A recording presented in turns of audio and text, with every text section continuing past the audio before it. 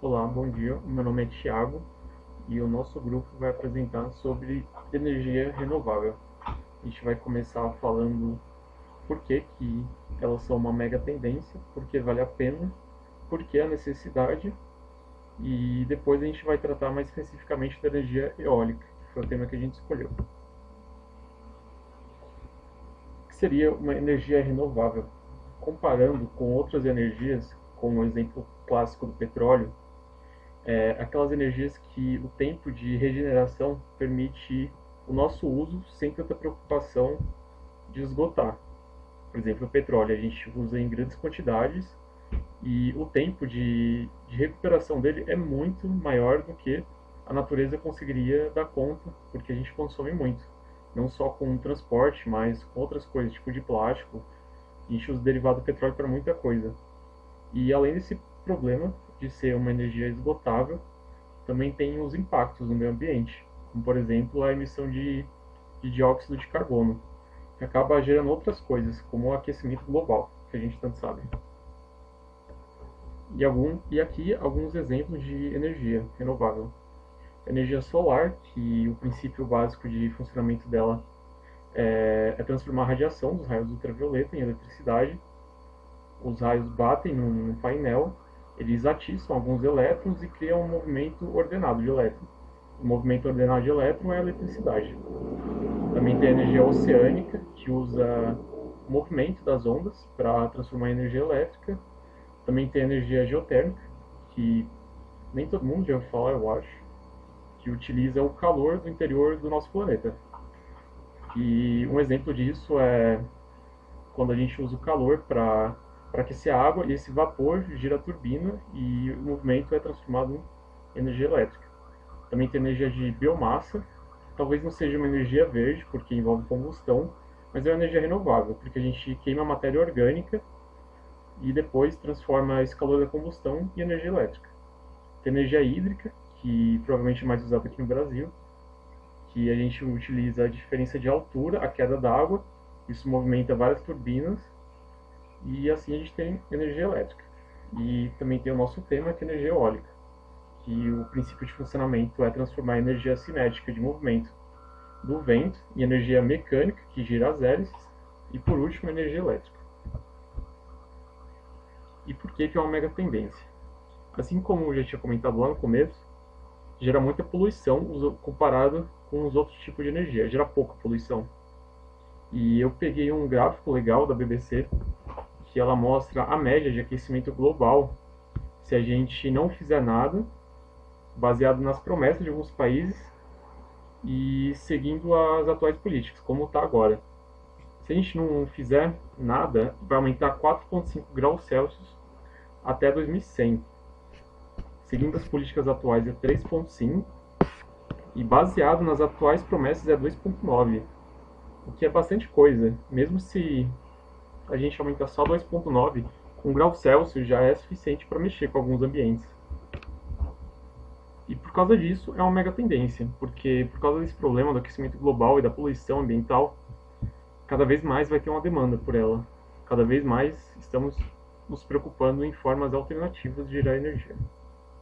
Olá, tudo bom? Eu sou o Gustavo e eu vou estar explicando um pouquinho melhor sobre a energia eólica, que esse foi o foco da nossa pesquisa em relação à energia renováveis.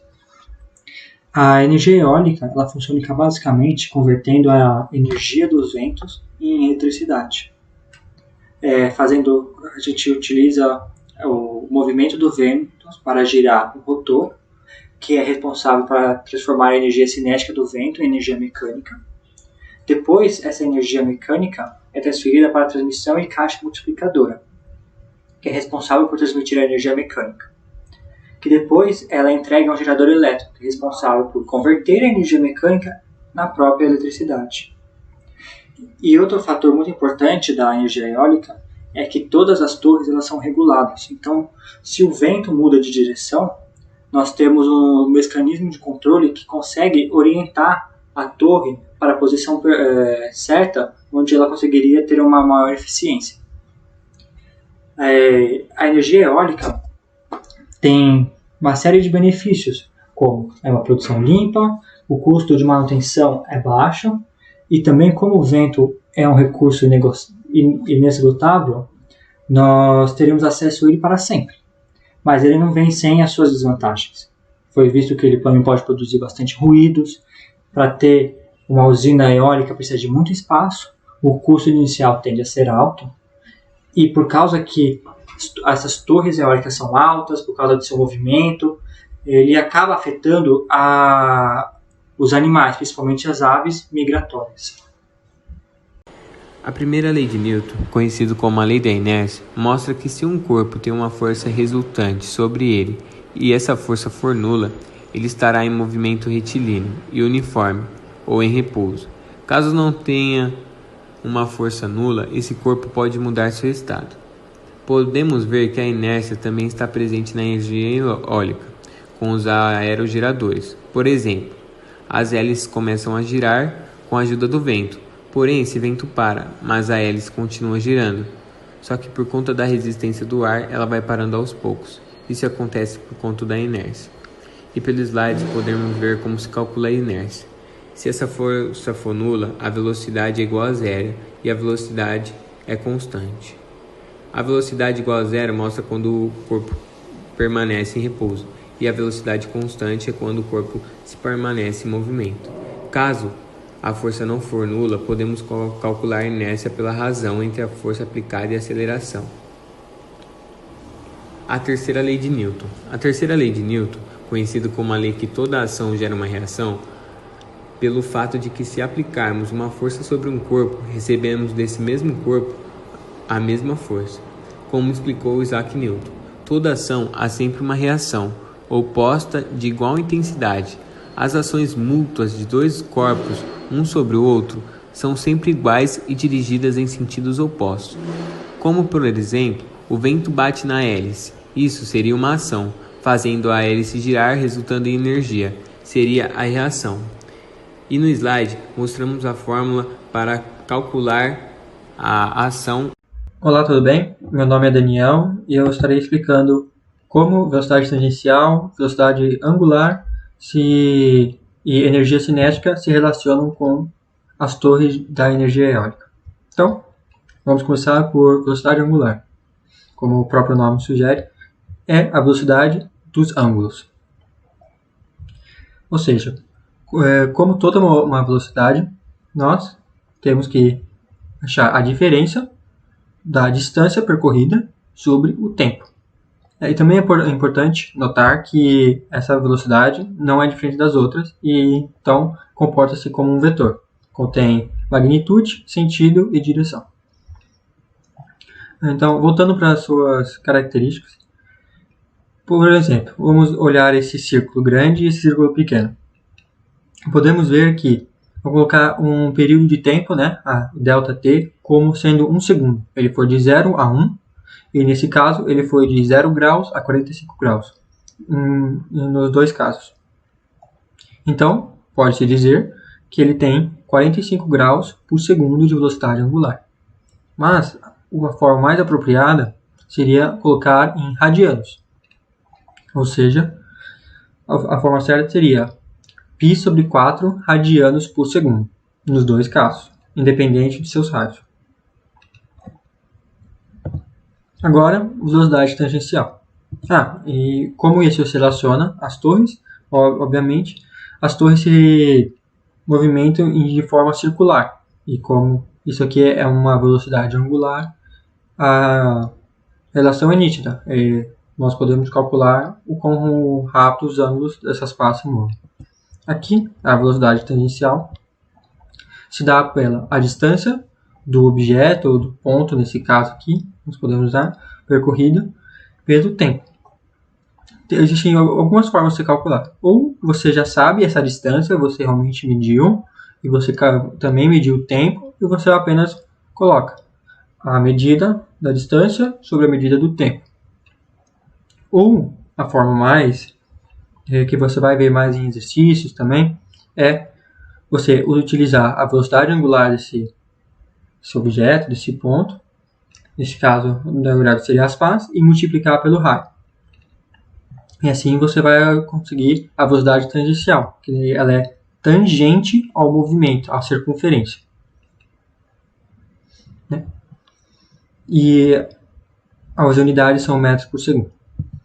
E aqui, que eu diria que é a parte mais importante para a produção da energia, é a própria energia cinética. O que é a energia cinética? Energia cinética, também conhecida como energia de movimento. Qualquer objeto em movimento possui uma energia cinética. Então, a fórmula padrão seria meio vezes massa vezes velocidade ao quadrado. Mas isso para movimento linear. Mas como nós estamos tratando de movimento rotacional, nós temos que nos modificar a equação. Então seria meio vezes momento de inércia, que substitui a massa, né? E velocidade angular ao quadrado, que substitui a velocidade linear dos objetos. Então, o que é movimento de inércia? O momento de inércia, como você pode ver, é massa vezes raio ao quadrado. Então, ele representa a resistência que um objeto tem a rotacionar, a aceleração de rotação. No caso de um movimento linear, a inércia é apenas a massa. Mas para a rotação, temos que levar em conta o tamanho do raio do objeto. E essa energia, como citada em slides anteriores, essa energia cinética do movimento é convertida em energia elétrica pelo rotor, pelo multiplicador e etc. Então, vamos falar um pouquinho agora sobre o momento angular. Momento angular também é relacionado totalmente com a quantidade de movimento. A quantidade de movimento de um objeto se movendo linearmente é a sua massa vezes a sua velocidade. Mas para um objeto em rotação, como vimos, as fórmulas tendem a se alterar um pouco. Para um objeto em rotação, nós chamamos a quantidade de movimento de momento angular. Ela é composta de sua massa, de sua velocidade tangencial e seu raio. E como visto antes, nós podemos quebrar a velocidade tangencial em velocidade angular vezes o raio. Então, às vezes a fórmula pode ser vista como massa vezes velocidade angular vezes o raio ao quadrado. E, por exemplo, baseado no raio da circunferência do objeto, você pode ter uma quantidade de movimento maior ou menor. E num clima totalmente perfeito, a quantidade de movimento, num cenário perfeito, a quantidade de movimento ela é sempre conservada. O que não é o caso de uma turbina de eólica. Então, o atrito. Como eu falei antes, em um cenário perfeito, a quantidade de movimento seria constante. Mas, conforme a resistência do ar ou o atrito nesse caso, ela vai se perdendo conforme o tempo. Então, o que é a força de atrito? Ela é composta pela força normal e o coeficiente de atrito da matéria.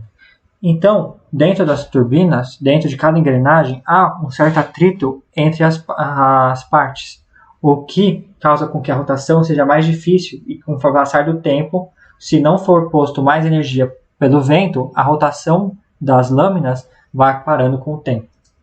É muito importante ter essas engrenagens sempre bem lubrificadas para reduzir a força do atrito.